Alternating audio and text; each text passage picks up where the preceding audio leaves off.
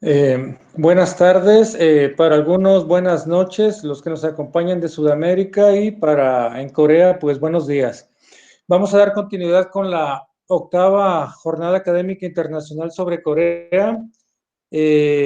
Para esto, pues hoy en esta conferencia nos acompaña el jefe de Cancillería, Vladimir Vázquez Hernández. Él nos está acompañando dado que el embajador Bruno Figueroa tuvo compromisos de última hora y no nos pudo acompañar, pero pues vamos a escuchar una interesante charla con el jefe de Cancillería, Vladimir. Gracias, Vladimir. Vamos a darle la voz al director del Centro de Estudios sobre la Cuenca del Pacífico para que le dirija unas palabras. Adelante, doctor José Ernesto Rangel Delgado. Muchas gracias, doctor Licona. Gracias, señor Vladimir Vázquez. Un gusto volver a saludarlo. Sí recuerdo aquel evento en el que estuvimos, como usted bien dice, en la colonia Roma, en la representación de la Universidad de Colima, allá en la Universidad de Colima. Qué gusto volverle a ver y a saludarle en esta ocasión en el marco de la octava jornada sobre Corea. Y por supuesto, por su conducto, enviarle un saludo al embajador Bruno Figueroa, quien por motivos de agenda no nos acompaña. En nombre de la Universidad de Colima me da gusto darle la más cordial bienvenida a este evento, esperando que sea de su agrado, que le guste y que en otras ocasiones también, independientemente del encargo que le hace el embajador, pueda seguir participando con nosotros. Y gusto saber que anda por aquellos lugares, por Corea del Sur, entrañable Corea también, muy cercana a nosotros. Los escuchaba hablar acerca de el tiempo y el clima. Me tocó un clima también de esa naturaleza, precisamente en un viaje que hicimos a Jeju Island en enero, en el mes de enero, con una cantidad de nieve increíble. Muchísimas gracias, nuevamente bienvenido. Siéntase como en casa, y hay gente, hay alumnos, profesores de distintas partes de América Latina y que le darán seguimiento a su presentación con muchísima atención. Muy buenas tardes desde Colima, México. Muy buenos días para allá, para Corea del Sur. Buenas noches para América del Sur. Gracias.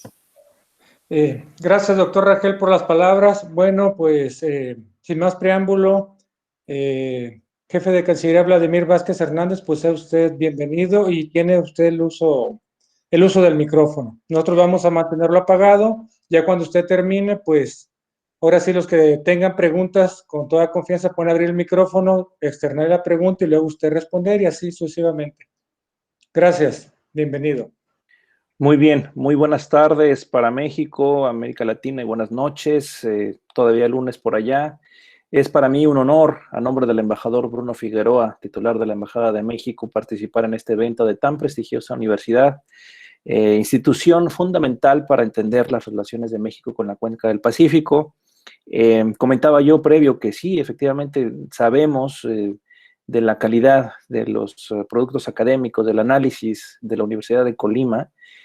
Celebramos la continuidad, celebramos que sigan poniendo mucha atención a esta cuenca. APEC está un poquito, si no olvidado, en la perspectiva de las cumbres mundiales por la situación de la pandemia, pues no descartemos que en un futuro muy próximo pueda ser el epicentro de un renacimiento del comercio global, como ya lo es, ¿no? Recuerdo en mi anterior calidad de director general para Asia-Pacífico, dos de mis responsabilidades eran APEC y también Corea. Entonces, para el mes de noviembre justamente se celebraban las cumbres de APEC de manera presencial, las cumbres de líderes, las reuniones de líderes económicos de APEC, más precisamente dicho, y bueno, era una efervescencia de las relaciones de nuestro país con toda esta región.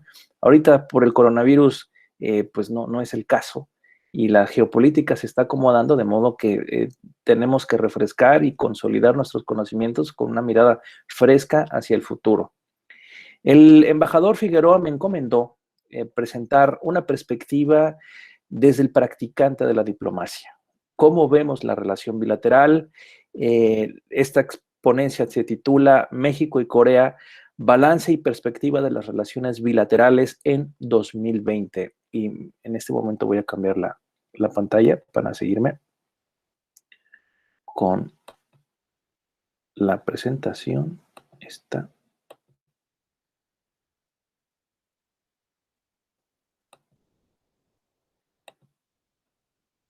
¿Se ve bien? Sí, ya se logra ver bien.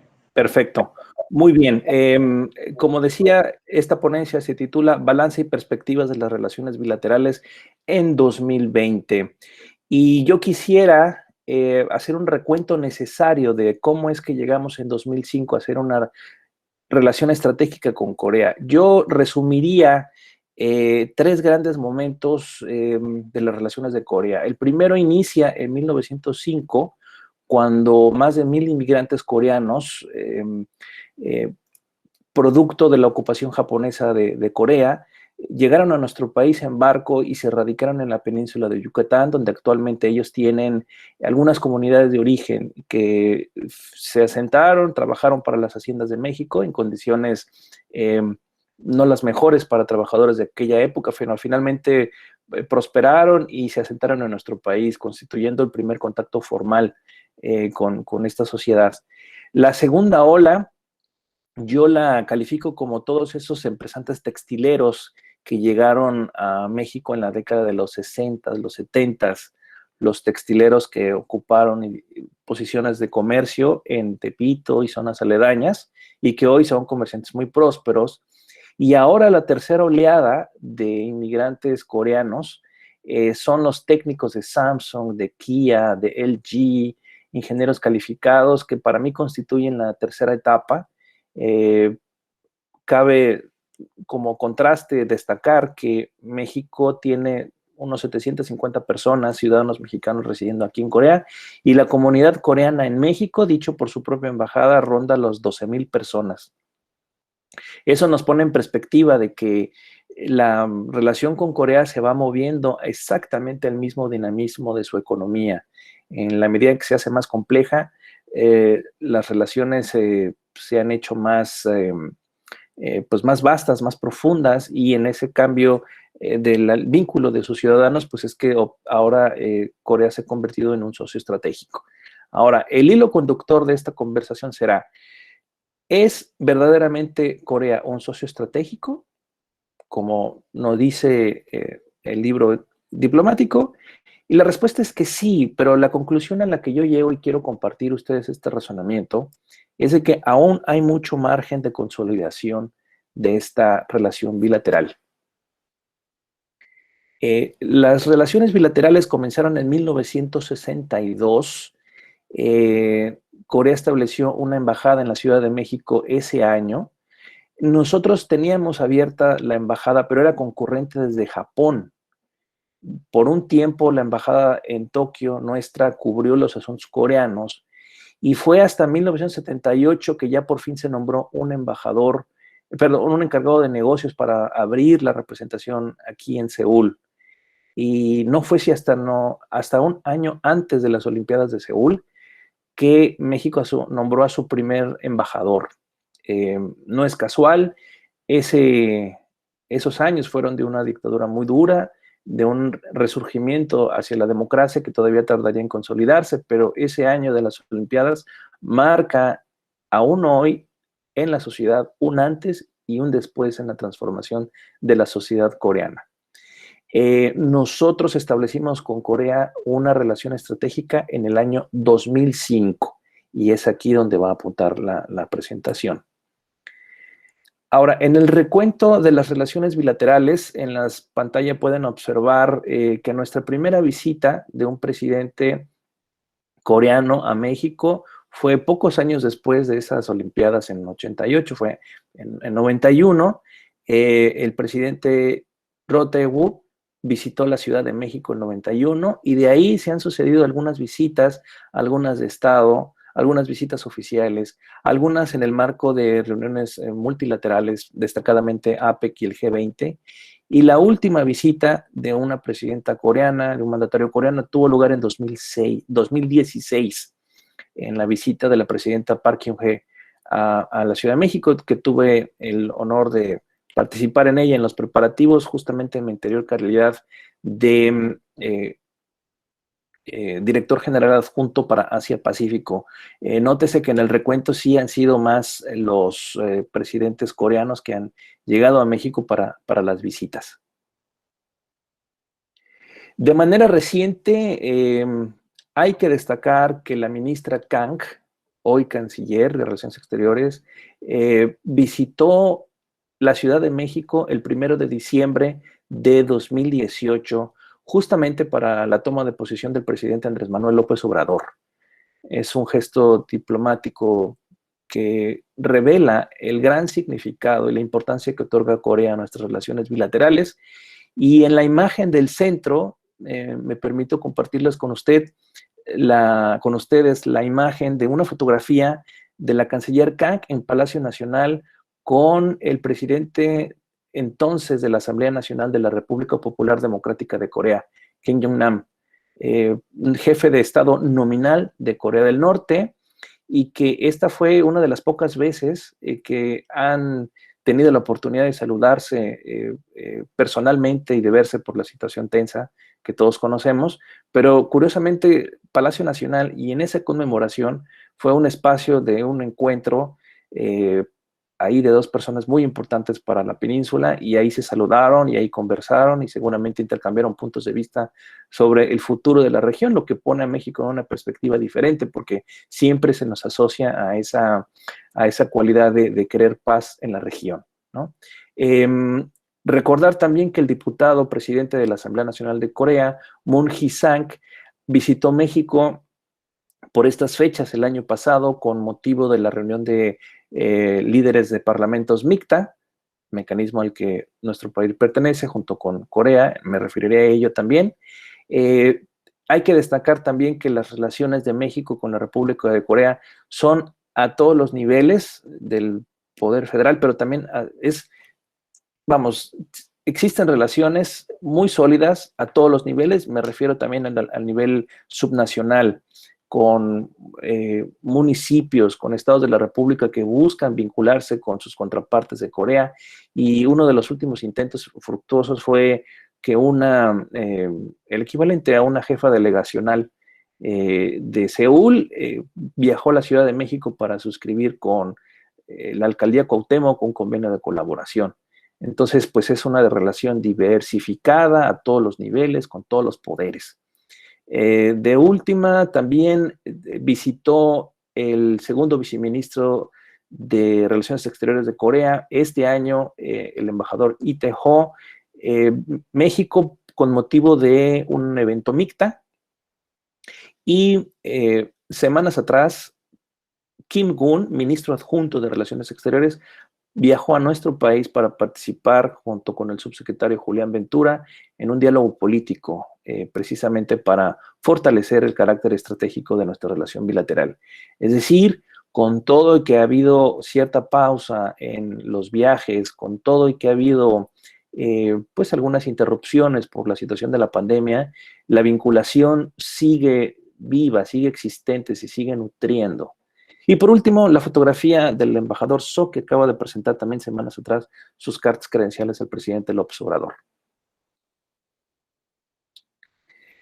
Quiero recordar con ustedes el marco jurídico. Es rico y muy diverso.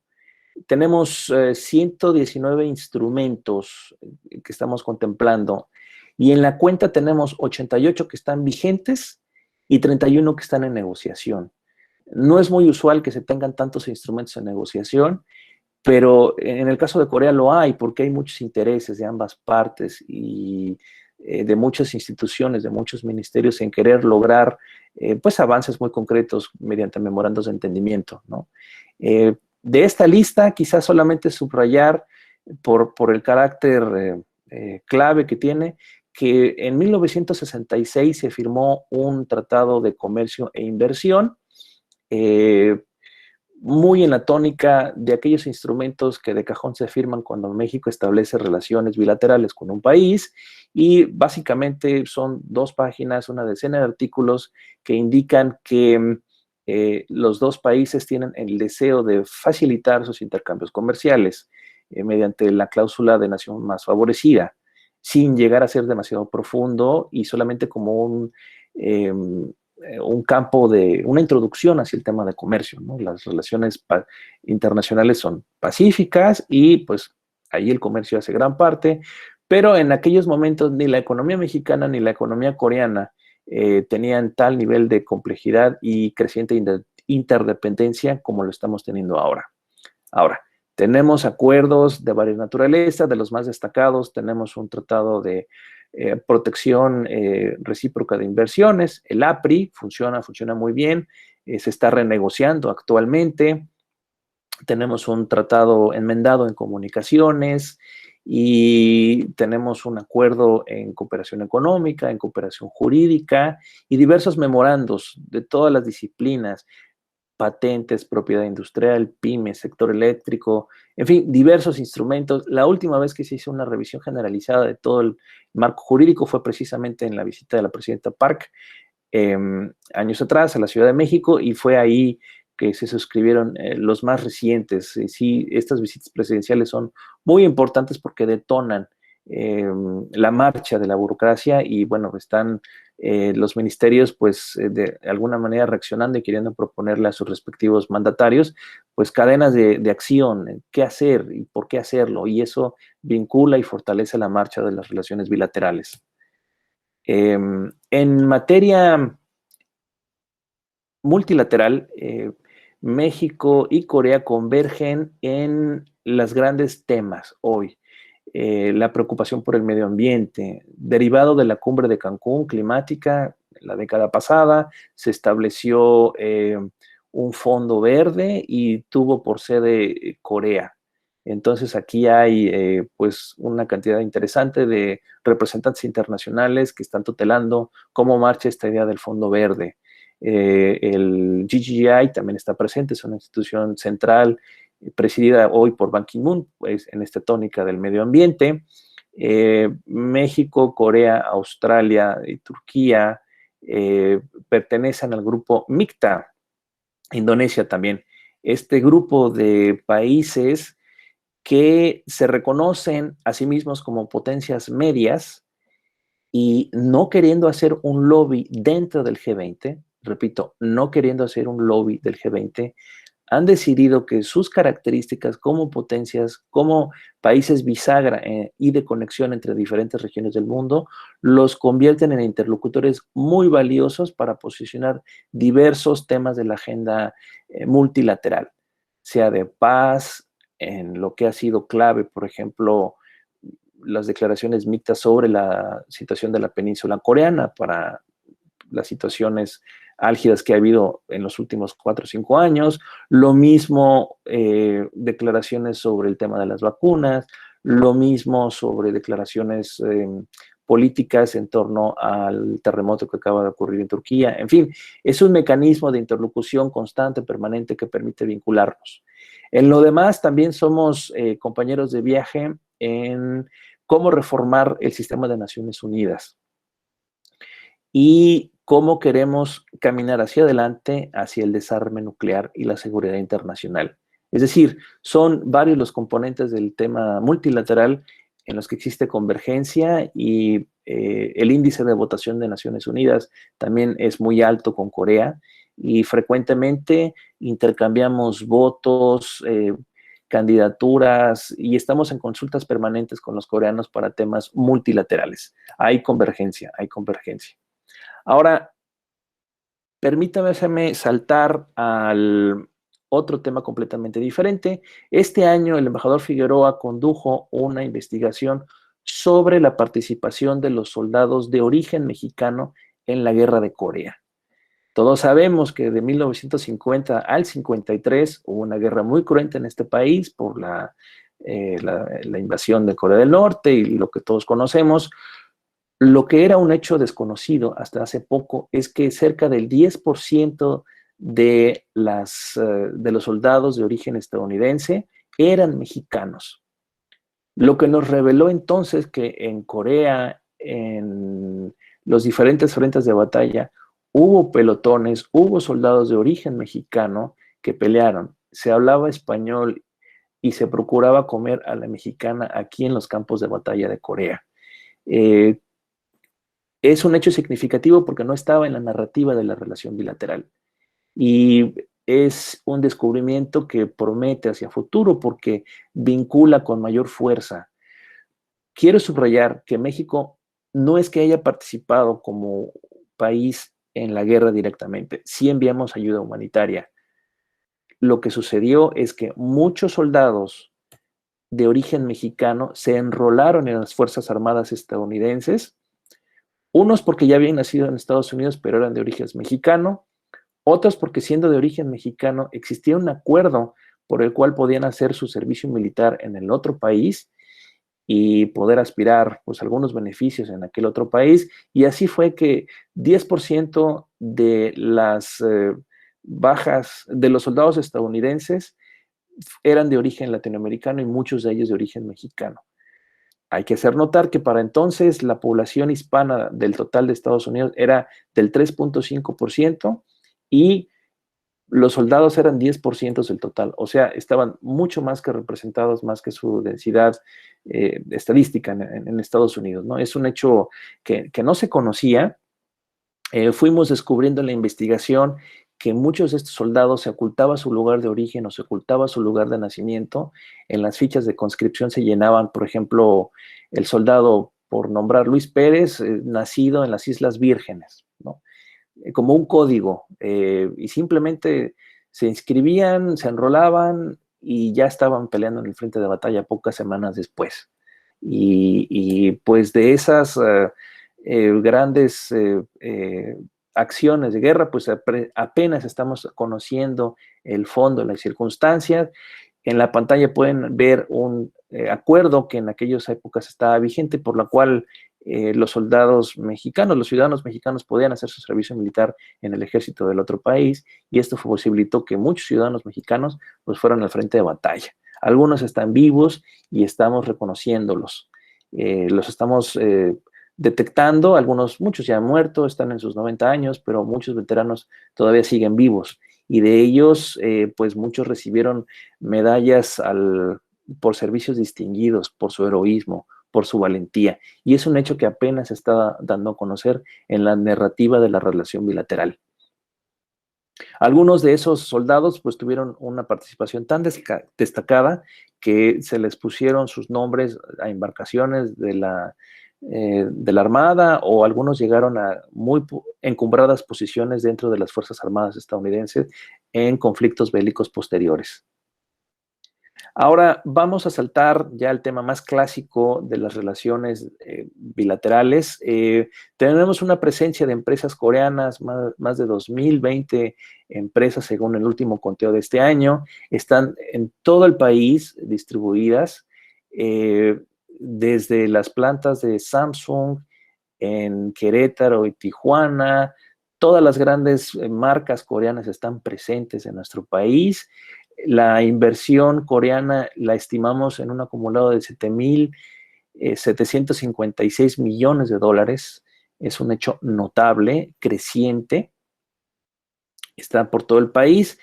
A esta gráfica, bueno, está también el tema de los numerosos ingenieros coreanos que están participando en la construcción de la refinería de Dos Bocas, una de las empresas ganadoras en las diferentes fases de licitación, y allí están. Nuestro gran trabajo consular en la embajada es darle visas a esos ingenieros calificados de Samsung que van por temporadas a trabajar de fijo a nuestro país. El portafolio de inversión ha sido creciente. En los últimos 5 años, las inversiones coreanas han crecido a ritmo de 134%, son crecientes. Dentro de las inversiones más destacadas, podría destacarse la mina El Boleo en Baja California, una inversión consolidada de 1.500 millones de dólares, o la planta de Kia en Nuevo León, que también fue con una inversión de unos 1.500 millones de dólares. que en pocos años después de arrancar permitió a esa empresa de automóviles coreanos posicionarse en el mercado mexicano con mucha fuerza, y entiendo que su participación en el mercado mexicano es ahora de 6 o 7%. Ninguna de las grandes empresas automotrices extranjeras lo había logrado en tan poco tiempo. Y ustedes pueden ver en la Ciudad de México el creciente número de vehículos Hyundai Kia en nuestro país, y lo mismo en Centroamérica. También tenemos inversiones mexicanas en Corea. Aeroméxico, con toda la crisis, sigue volando 2 veces a la semana. Kitsania tiene un centro infantil aquí. Las hamburguesas que se consumen en McDonald's, el pan de esas hamburguesas la produce una empresa de capital mexicano, de Grupo Bimbo, y hay otras empresas encargadas de temas de acero, productos de acero y de automotrices, autopartes. Entonces, pues es Grupo Vitro también se encarga de proveeduría de vidrio para diferentes usos industriales. Entonces, pues es más modesta nuestro intercambio, pero también ha crecido de 80 a 100 millones de dólares.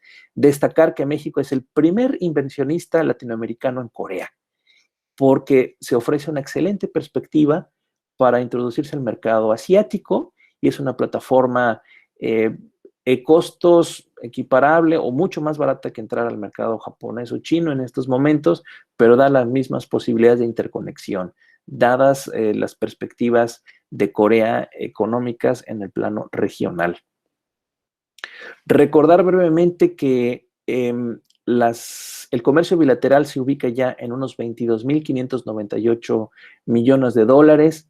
Sí, ha crecido 106% en la última década. Sigue siendo para México deficitaria en su mayor parte, pero ese déficit progresivamente se ha reducido de la mano de la complejidad y la interdependencia de las dos economías. Este año conocimos que Corea se elevó del 6º al 5º lugar como nuestro socio comercial y ya superó a Japón. Esto es muy notable porque con Corea comerciamos, incluso en la ausencia de un tratado de libre comercio, más que con Japón, más que con algunos países de la Unión Europea, más que con socios tradicionales como España o Francia, y más del doble de lo que comerciamos con Brasil. Por debajo, pero ya no muy lejano, de lo que comerciamos con Canadá. Entonces, esto nos brinda una perspectiva de la importancia y de la preocupación reciente de las dos partes por no haber suscrito todavía un tratado de libre comercio bilateral, que se busca activamente en el plano de la Alianza del Pacífico. La circunstancia es que México es el único país que no cuenta con un tratado de libre comercio con Corea, como sí lo tienen los otros integrantes de la Alianza del Pacífico. La apuesta es, por ahora, en conjunto con la Alianza del Pacífico, firmar un convenio comercial con Corea, consolidado. Hay margen para crecer. Las exportaciones agroalimentarias para México tienen un peso creciente. En los últimos 2 años han crecido 31%. Y sigue siendo un comercio para México en el cual nos compran pues mucho petróleo y derivados y metales brutos, y nos venden ellos pues productos sofisticados, electrónicos, chips. Pero crecientemente esa tendencia se está revirtiendo y el campo mexicano cada vez es más significativo para el campo coreano, es decir, vegetales frescos, carne mexicana, al aguacate, algunas frutas están llegando, el limón persa. Poco a poco ha sido un goteo incesante porque son pocos productos que se pueden negociar al mismo tiempo, pero ahí vamos, la relación bilateral está creciendo en ese sentido. En esta gráfica me quiero referir a cómo está la promoción económica internacional de nuestro país desde la desaparición de ProMéxico. Ahora, con esa desaparición, la Embajada de México absorbió pues numerosas responsabilidades que antes eran de ProMéxico, y permanece en comunicación constante con interlocutores, si no nuevos, sí cuyo protagonismo ha crecido en nuestro país para poder tener un despliegue de promoción. Y me refiero a la Asociación Mexicana de Secretarios de Desarrollo Económico, al COMSE, al Consejo de Coordinación Empresarial, a la Coparmex o a la AMIA en México, que crecientemente tienen intereses. Aquí, a falta de un coordinador central que antes aglutinaba o coordinaba los intereses del país, pues ellos han hecho esfuerzos por reorganizarse en el plano interno y tratar de establecer un vínculo de promoción en los cuales nosotros coadyuvamos, por supuesto, con las instituciones coreanas de siempre, COTRA, COIMA, y estamos constantemente enviando la información necesaria para que estas cámaras comerciales participen con misiones de negocios y atracción a inversionistas. Oportunidades comerciales para nuestro país están los productos del mar, la carne de res y la carne de cerdo. Es decir, en la medida que el consumo coreano tiende a crecer en su capacidad de consumo, pues se hace más sofisticado y los coreanos están demandando más y mejor carne. Y como el territorio coreano es muy limitado en ese aspecto, pues son los productos del mar, la carne de res y el cerdo los que llevan la delantera en este camino para abrir paso a las exportaciones agroalimentarias. Esta semana que pasó concluyó la Expo Café Show. Nos refería el compañero de ProMéxico, perdón, de la embajada que participó en esta feria, que el mercado coreano, quien conoce aquí, sabe que se consume muchísimo café, muchísimo, muchísimo. Pero la presencia de café mexicano es todavía muy limitada. Competimos en precio, pero todavía no hay mucho conocimiento de las marcas. Entonces nosotros tenemos mucha confianza en que hay espacio para el café mexicano para venir aquí y competir con los otros cafés de todo el mundo. Sí hay espacio para exportar café en muchas variedades, es cosa de vincularse y dar el salto y venir a Corea a buscar estos espacios de desarrollo. Vegetales frescos y destilados también son parte importante, crecientes en nuestras exportaciones bilaterales. Ahora, la pregunta de por qué no existe un tratado de libre comercio aún, quizás lo dejamos para las preguntas y respuestas, pero a mí me gustaría responder muy brevemente, es que no se ha tratado de falta de voluntad política de ninguno de los dos países, sino de mala fortuna en el calendario. En 2005, cuando se suscribió la Alianza Estratégica, se conformó un comité que analizaba las perspectivas para un tratado comercial y no rindió los frutos deseados porque en ese momento había muchas reticencias del sector industrial mexicano y también reticencias del sector industrial coreano a esa apertura. Cuando tuvo lugar la visita de la presidenta Park años atrás en México, el tema volvió con insistencia a la agenda bilateral y con el volumen, en aquel momento era nuestro sexto socio comercial, pues la pregunta permanecía, ¿por qué? Porque no lo hemos logrado. Y la respuesta sencillamente ha sido porque cuando ya estábamos en visos de querer revisar qué había pasado, si valía la pena, cuando ya habíamos reunido algunos vistos positivos, opiniones favorables de las cámaras comerciales y de diversos sectores industriales, se nos vino la elección del presidente Trump hace 4 años, y todo se interrumpió. De alguna forma, esas pláticas ya estaban en pausa porque México decidió adherirse al TPP y esas negociaciones del TPP pues ocupaban gran parte de la agenda de negociación internacional de México. Sus recursos humanos estaban dedicados de lleno a eso y después con el triunfo de Donald Trump, ambos países tuvieron que renegociar sus propios tratados de libre comercio. Los dos, entonces pues tuvimos que centrarnos con nuestro principal socio comercial y los coreanos lo lograron relativamente más rápido que nosotros. Nosotros, pues ustedes saben, el año pasado apenas tuvo lugar la firma, la negociación fue pues, cosa muy reciente y apenas estamos encaminándonos a ver los frutos del TEMEC, cómo les ayuda, en qué les beneficia y a partir de eso pues poder tener una perspectiva de cómo hacer crecer las negociaciones, los intercambios comerciales, ¿no? Automóviles sigue representando el gran tema de atracción, acero y aluminio y el relativo bajo salario de los trabajadores mexicanos, lo que sigue atrayendo a los inversionistas coreanos para venir a México. Los potenciales sectores que pueden incidir en nuestra agenda comercial, pues no sorprende que son del sector automotriz, biofarmacéutico, y aquí cobra relevancia por el tema de la pandemia, equipos médicos, tecnologías de la información y telecomunicación, cosméticos, que tienen una creciente participación en el mercado mexicano, y seguramente las mujeres habrán notado que hay más marcas coreanas de maquillaje y de productos de belleza en el mercado mexicano, no así al revés. Y también está la industria química muy presente en nuestro país.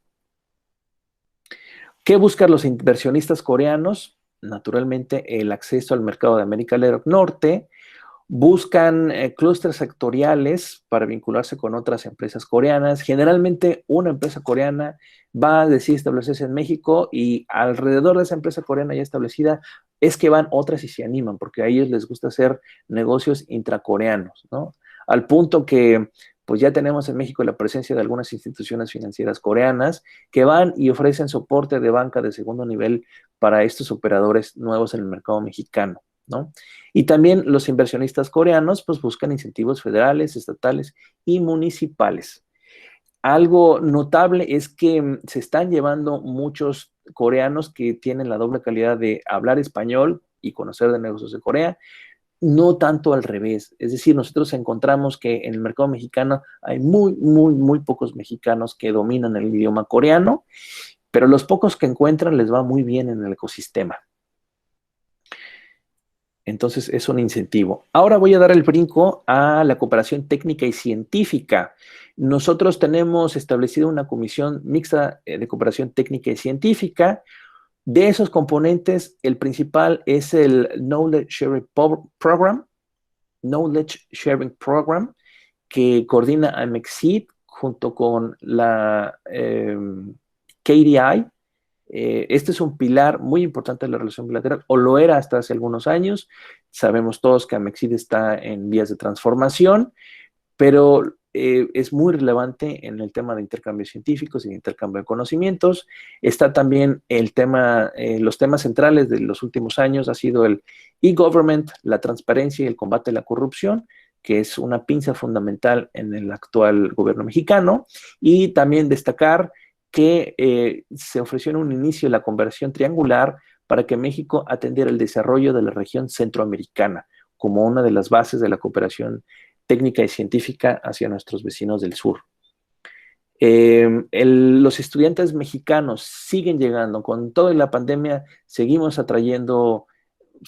atrayendo a estudiantes mexicanos, y la razón es demográfica.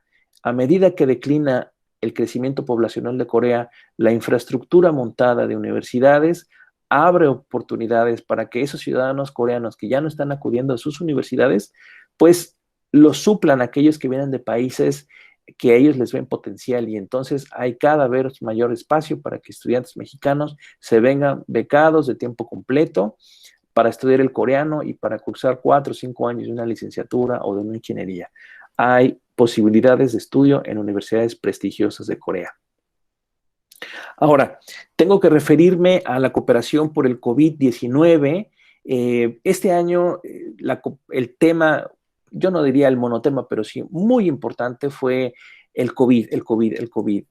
Hubo un punto donde Corea fue el país segundo mayor afectado por la pandemia, y la experiencia de este país manejando el MERS de la década pasada les dio las bases para lidiar de manera eficiente y establecer una política sanitaria sumamente efectiva, por la cual se ha mantenido bajo control la epidemia. Y esa experiencia Corea la ha capitalizado de dos formas, tanto por la vía de compartir sus mejores prácticas, porque ellos entendieron que era mejor articular un ecosistema de conocimientos, de compartir ellos su experiencia, y armaron seminarios a los que participaron numerosas instituciones mexicanas, y también por la vía de los donativos. De Corea recibimos donativos diversos, tanto del gobierno coreano, un donativo por $500,000 para equipos y pruebas para la detección del coronavirus, pero también las numerosas empresas coreanas presentes en nuestro país, cada una de alguna forma donó equipo, línea blanca. LG se dio cuenta que muchos hospitales carecían de las lavadoras suficientes para limpiar todos los artículos que estuvieran vinculados con COVID y donó el material y los artículos. Entonces es muy notable esta cooperación con Corea. En materia de tratamientos, hay vigente una cooperación entre el Instituto Nacional de Ciencias Médicas y Nutrición Salvador Subirán y el Instituto Pasteur de Corea. Llegaron a un punto aquí en que nos dijeron con mucha franqueza, miren, estamos desarrollando un proceso, un protocolo de investigación de un tratamiento, no de la vacuna, pero sí de un tratamiento contra el COVID para mejorar los síntomas. Pero se nos están acabando los pacientes, porque aquí ya casi no hay casos de COVID. Entonces, México, que los tiene en cantidades crecientes, se firmó una colaboración y hay muy buenas posibilidades de que 2 medicamentos ya anteriormente probados para otras enfermedades, pues se rescaten y ver su potencial para tratar el COVID-19. Y hacia el futuro tenemos la perspectiva y una invitación formal del gobierno coreano para participar en el Instituto Internacional de Vacunas.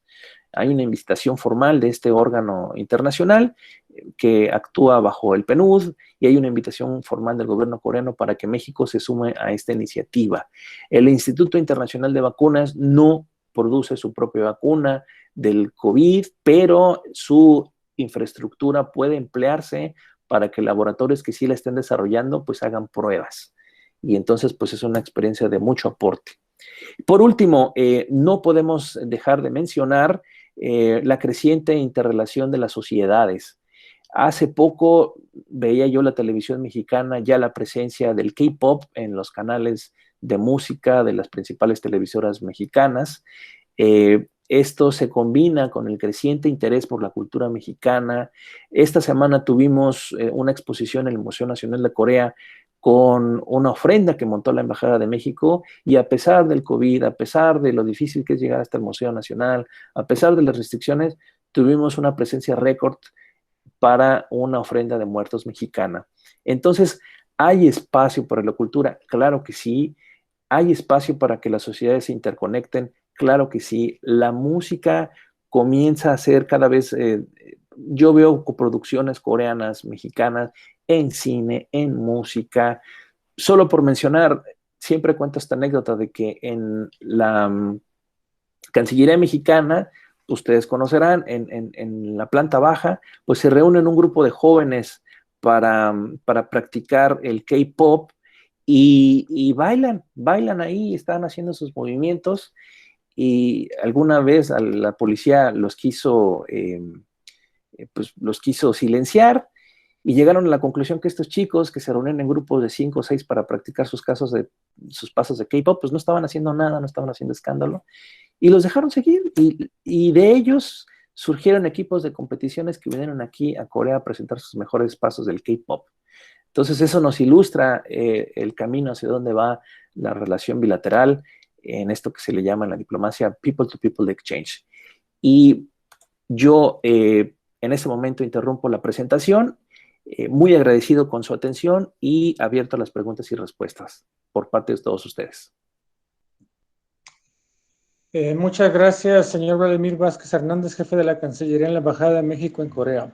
Bueno, los que tengan preguntas o comentarios, con toda confianza pueden abrir su micrófono.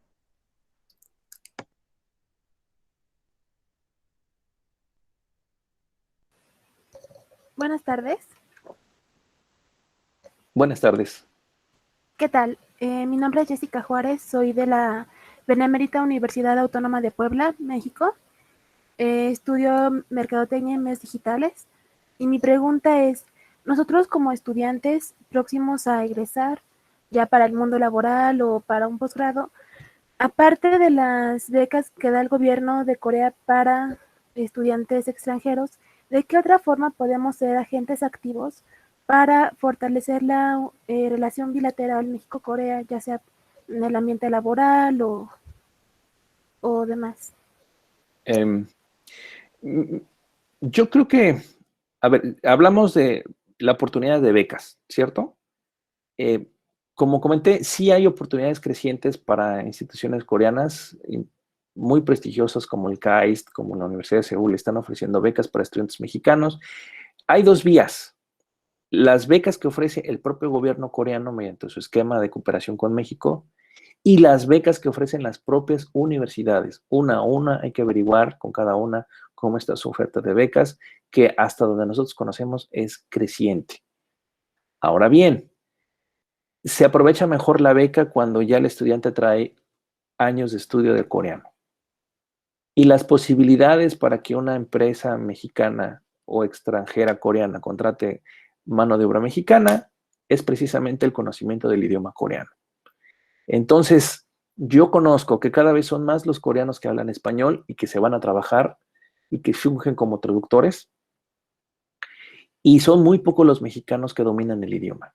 Entonces, respondiendo a tu pregunta, Jessica, una forma de incidir mejor en la agenda bilateral es simplemente eso, tener en cuenta el idioma coreano como un idioma del futuro, tan valioso como el chino, tan valioso como el inglés.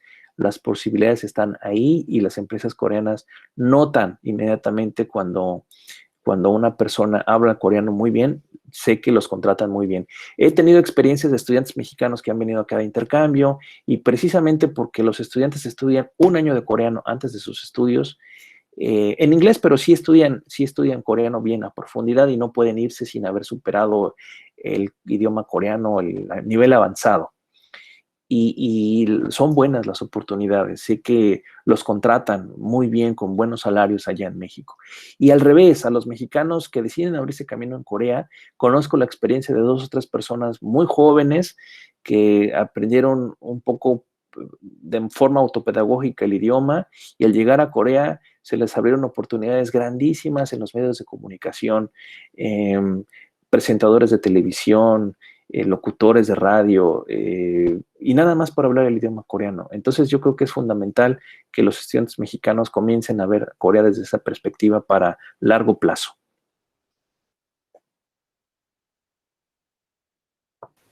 Muchas gracias.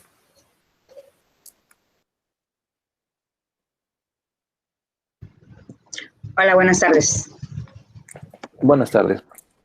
Mi nombre es Mirna Macías y soy estudiante de la Facultad de Ciencias Políticas en Relaciones Internacionales. Ya tengo cierta edad, como le dije al profesor Licona, soy adulto, pero viéndolo usted que está comentando sobre las perspectivas que hay de la inversión que puede ser México-Corea, pues prácticamente nosotros no vamos a competir con infraestructura en tecnología, vaya. Nosotros, a lo que yo estaba viendo y lo que lo comenté hace rato en otra exposición, es lo alimentario, o sea, lo agroalimentario es lo que nosotros podemos tener una visión un poquito más grande en poder tener la venta. ¿Por qué lo comento ahorita? Porque de igual manera, ok, como estudiante me agradó el comentario de que podemos ser alumnos estando ahí en Corea, pero tenemos que tener el idioma. La otra parte, bueno, yo soy una de las personas que no me quedo estática, me gusta emprender, me gusta ver, me gusta que no me digan que no, los no, ya lo tienes ganado, siempre digo, vamos por un sí. En esta parte, estos temas son de economía, entonces, lo que son las patentes normalmente son en infraestructura o en cuestiones electrónicas, pero en lo alimentario también hay patentes, ¿sí? Patentes en el cual, bueno, que tú tengas, como por ejemplo ahorita que estaba viendo la marca Bimbo, que está en Corea, perdón. Yo tengo la idea de patentar una receta de un producto que es el coco, que normalmente esa parte, pues es alimento y estamos hablando de que hay un proceso y todo lo demás, que precisamente para vida de poder comercializar con ellos tiene que tener una calidad, un prestigio, ver de qué tipo. Entonces, son procesos que aparentemente son muy, dirán, un simple pan, pero un simple pan, ahí está Bimbo, es una gran empresa, ¿sí? Que vende pan. Entonces, yo en lo personal me veo, como estudiante, siendo profesionista y probable vendiendo mi marca. Muy bien, pues yo celebro ese espíritu emprendedor, lo necesitamos aquí en Corea y hay ejemplos mexicanos exitosos. El Grupo Bimbo, no es que aquí en las tienditas GS25 se encuentren productos Bimbo. Más bien, Bimbo invirtió en la productora que abastece de panes para el McDonald's de aquí, ¿no? Que hay muchos. Entonces es un nicho muy, muy enfocado, pero está. Ahora, por la parte que menciona de los productos agroalimentarios, sí hay que señalar la circunstancia de que el mercado coreano es muy cerrado a los productos agroalimentarios extranjeros, ¿no? Una de las quejas recurrentes de todos los países que quieren tener relaciones sólidas con Corea en el largo plazo es que abren su mercado, pero las restricciones fitosanitarias para los productos agroalimentarios son insufribles, pues. Entonces, yo siento que es una estrategia deliberada del gobierno coreano como para pausar. Los protocolos de productos se negocian 1 a 1 o 2 a 2 y lleva décadas negociar alguno, ¿no? México ha podido con cierto logro superar el tema del aguacate, por ejemplo, ya crecientemente, hace 2 o 3 años. Entonces ya crecientemente hay aguacates mexicanos en Corea. Se complementan con el limón mexicano que está llegando, ¿no? Y hay así ciertos productos, pero sí exige una visión de largo plazo, una revisión de nuestras capacidades y nuestros intereses para el mercado coreano, porque aunque existe un tratado de libre comercio, hay muchos países que lo tienen, pero pasan por el tamiz de esta cosa de las negociaciones de los productos agrícolas, ¿no? Porque el campo sigue siendo protegido, muy protegido en Corea, pero no es imposible, y yo celebro que usted quiera venir y vender sus productos de coco. En lo personal, no sé si el mercado coreano consume demasiado coco, pero lo que sí sé es que tienen un apetito muy creciente por productos nuevos. Y No, el paladar se está sofisticando, sí. El producto que yo diría es un pan, o sea, Pan. es hecho de coco, de harina de coco, o sea, Ah, en esa parte, ¿por qué lo digo? Porque incluso una de las metas que tengo yo como estudiante ahorita, fui autoridad municipal en mi comunidad, entonces, a la comunidad donde yo estaba, o estoy, se vinieron proyectos precisamente por la FAO, de lo agroalimentario. Entonces, en esta parte, pues tuvimos muchas pláticas, capacitaciones, conocimiento del mercado, o sea, en lo poco que nos daban información, entonces realmente sí sé que el producto mexicano, lo que son elaborados, sí tienen una disciplina tremendísima que hay que hacer, o sea, lo orgánico, que no es un orgánico nada más producido como, o sea, sino un orgánico bien de raíz. Entonces, en esa parte, hay quien procesa aquí el coco, lo hace harina. Entonces, a mí se me ocurrió hacer una mezcla entre la harina de coco, harina de nopal y otros ingredientes que realmente el que estuvo de representante en México de la FAO en mi comunidad, lo hice el pan y me dijo, ¿sabes qué? Tiene una calidad única, dice, y no lo vuelvas a hacer para que no te quiten la patente. Entonces, por eso le digo, son las visiones de los no los tenemos ganados, pero los íbamos necios, pero ahí vamos. me da mucho gusto. Algún día espero me toque promover su producto por acá. Con mucho gusto. Bueno, gracias, Mirna, gracias, señor Vladimir. Hay una pregunta ahí en el chat, no sé si logra verla, la envía Sol Martínez.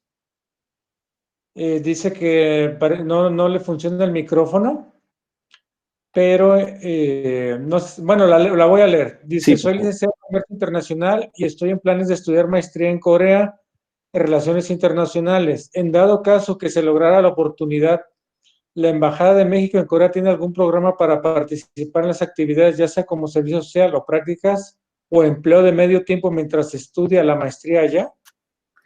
Se llama Sol Martín. Sí, es una pregunta bien específica y creo que caí con la persona adecuada porque me encargo de esas gestiones.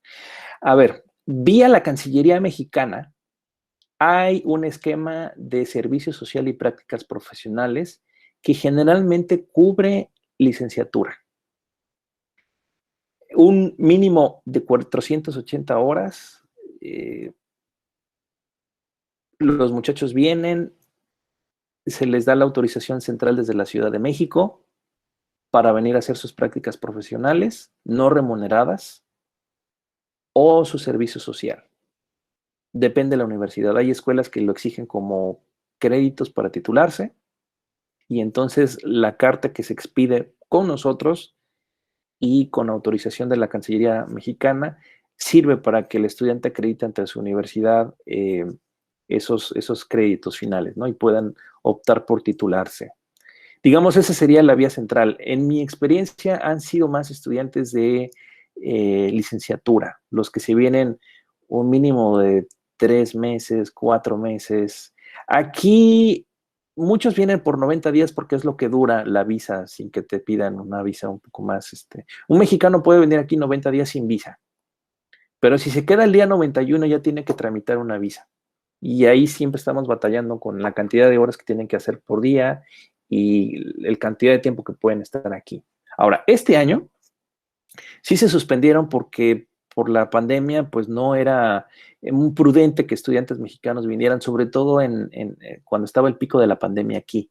Entonces, muchos estudiantes anticipadamente adelantaron horas para poder ir a México en previsión de que suspendieran el vuelo, etcétera, ¿no? Pero esperemos que esa situación se revierta. Ahí lo clave es que la universidad a la que usted pertenece tenga un convenio de colaboración con Relaciones Exteriores. Eso es lo central. Si no lo tuviera, y dependiendo de las circunstancias del caso, podremos evaluar otras opciones o mecanismos, pero ya directamente en la embajada. No siempre se puede atender, fundamentalmente porque el interesado tiene que cubrir todo: el boleto de avión, la estancia, el seguro médico, sus comidas, no hay ayuda para pasajes. Entonces eso dificulta que los estudiantes mexicanos vengan y conozcan.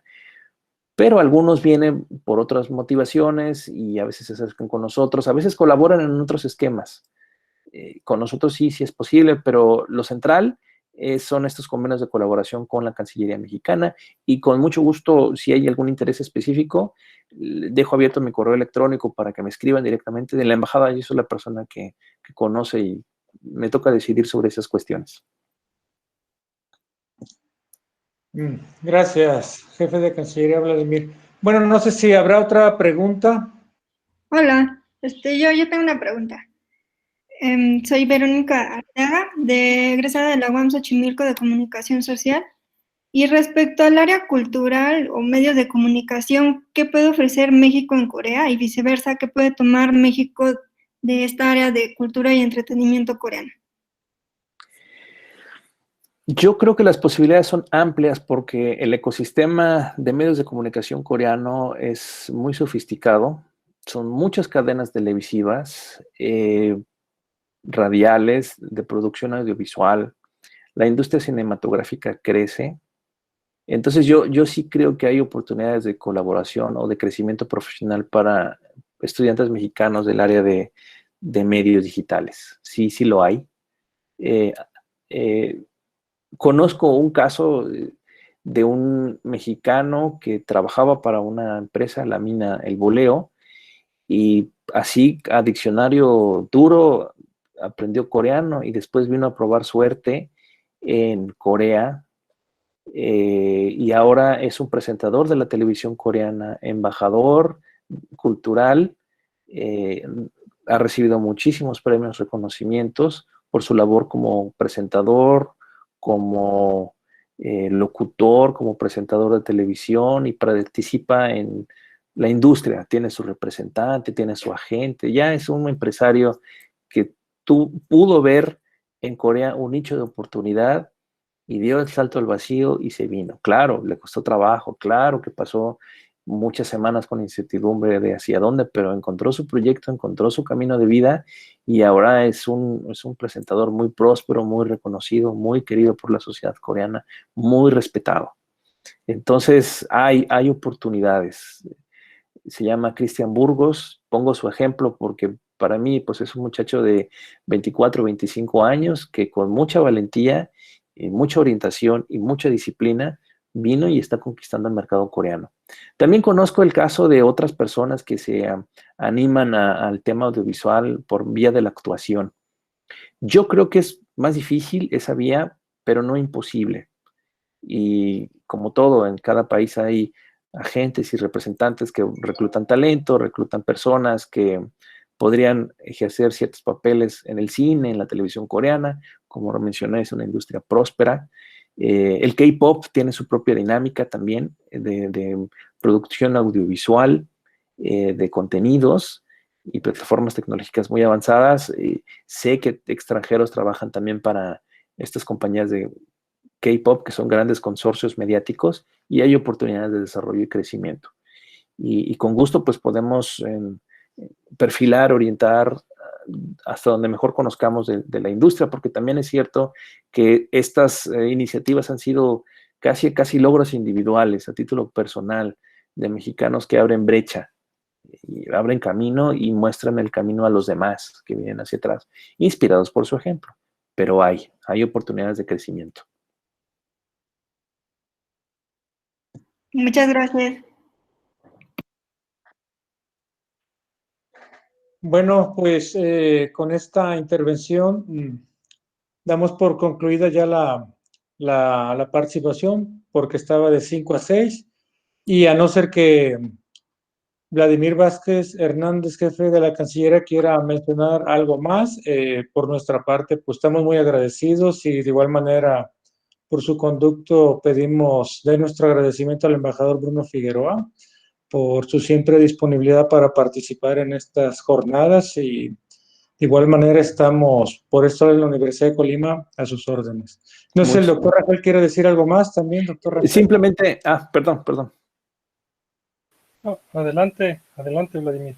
Simplemente agradecer la oportunidad a nombre del embajador Figueroa, doctor José Ernesto Rangel. Me da mucho gusto seguir participando con la Universidad de Colima en estas charlas.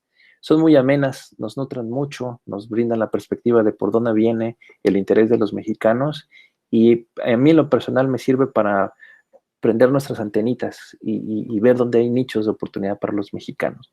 Y a manera de conclusión, simplemente decir, la relación estratégica con Corea, por supuesto que es una relación estratégica desde 2005, crecientemente interdependiente también, pero hay un amplio margen para consolidar esta relación bilateral desde muchos frentes. Entonces vale la pena estudiar a Corea en profundidad. Y yo invito a todos los estudiantes que nos escuchan a que cada uno en su camino perfile un camino y consulte y se anime a seguir llevando con Corea un camino de crecimiento personal y profesional. Sin más, concluyo mi participación. ¿Será posible escribir su correo en el chat, por favor? Sí, permítame un segundo. Ay, chat. Chat, aquí lo voy a poner.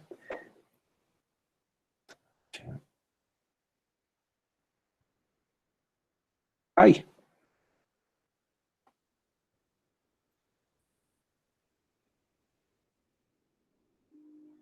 A ver, aquí lo voy a colocar.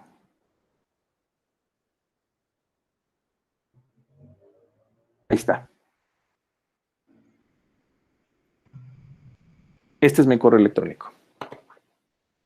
Muchísimas gracias. Ok, pues de nuevo muchísimas gracias para todos. Como saben, mañana continuamos, tenemos el segundo día de jornadas, y en este segundo día pues vamos a empezar a las 8:30 de la mañana, hora de México. Esperamos se puedan conectar 10 minutos antes. Para los de Argentina y Chile pues va a ser un poquito más tarde, pero por acá los esperamos. De nuevo, muchas gracias, jefe de Cancillería Vladimir, un abrazo y buen día para usted. Buenas noches para todos los demás. Buenas noches, buenas tardes. Hasta luego. Muchas gracias. Muchas gracias. Hasta luego. Gracias. Gracias, nos vemos mañana. Gracias, buen día. Nos vemos mañana.